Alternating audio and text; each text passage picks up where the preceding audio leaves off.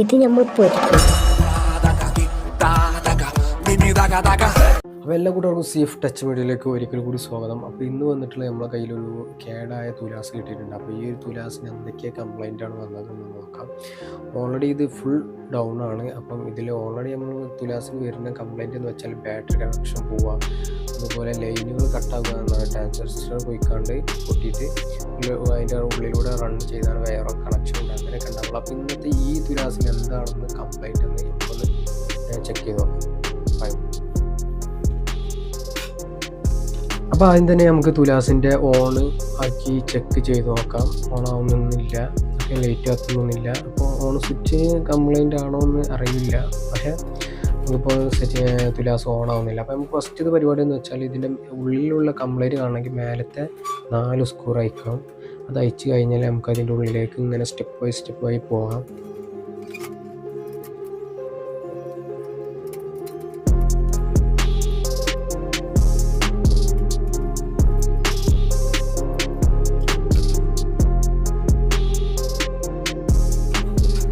അങ്ങനെ നമ്മൾ ആ സ്ക്രൂ അയച്ചു. പിന്നെ അതിൻ്റെ ഉള്ളിൽ ഒരു ഡപ്പ വരുന്നുണ്ട്, അത് അയച്ചാൽ നമുക്ക് നേരെ നമ്മളുടെ ഉള്ളിലേക്ക് നേരെ ഡയറക്റ്റ് കയറാം. അങ്ങനെ നമുക്ക് ഡയറക്റ്റ് ഉള്ളിലേക്ക് കയറിയപ്പോൾ നമുക്ക് അങ്ങനെ വലിയൊരു മിസ്റ്റേക്ക് ഒന്നും കാണില്ല. ബാറ്ററി കണക്ഷനൊക്കെ ലൈനൊക്കെ കറക്റ്റാണ്. അപ്പോൾ നമ്മൾ ബാറ്ററി ലൈനിൻ്റെ ലാസ്റ്റിലേക്ക് പോയപ്പം നമ്മളെ ബോർഡിൽ കൊടുത്ത കണക്ഷൻ ചെറുതായി വിട്ടതായിട്ടാണ് നമുക്ക് കാണാൻ പറ്റിയത്. അപ്പോൾ ആ ചെറിയൊരു കംപ്ലൈൻറ്റിലാണ് ഇത് എത്ര ദിവസം കംപ്ലൈൻ്റ് ആയി തന്നത്. ചെറിയ ലൈൻ വിട്ടത് കൊണ്ടാണ്.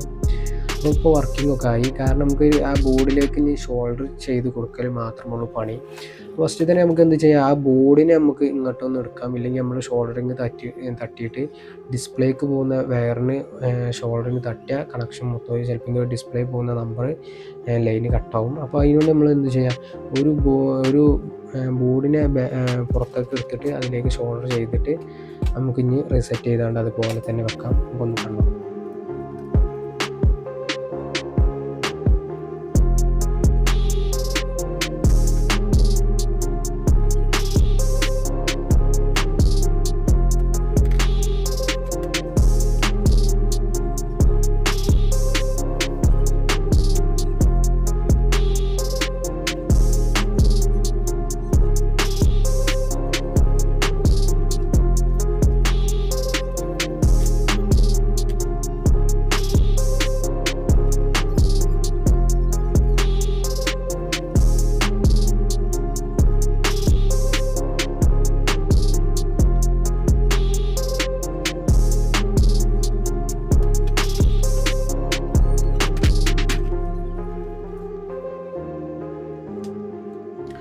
അങ്ങനെ നമ്മൾ ഷോൾഡർ ചെയ്ത് ബോർഡ് അതേ സ്ഥലത്ത് തന്നെ വീണ്ടും കുടുക്കി വെച്ച് നമുക്കിനി നേരെ ബാക്കിയുള്ള കാര്യങ്ങളൊക്കെ സാധാ പോലെ തന്നെ ഒക്കെ അടച്ചു വെച്ച് നമുക്കിത് ക്ലോസ് ചെയ്യാം. ഓക്കെ, അപ്പോൾ ഞങ്ങൾക്ക് കാണാം കണക്ഷനൊക്കെ ലൈനൊക്കെ എത്തി. ഒക്കെ എത്ര ഉള്ളൂ, ചെറിയ മിസ്റ്റേക്കുള്ളൂ, ചെറിയ കംപ്ലൈൻ്റ് ഉള്ളൂ, തീർക്കാനുള്ളൂ.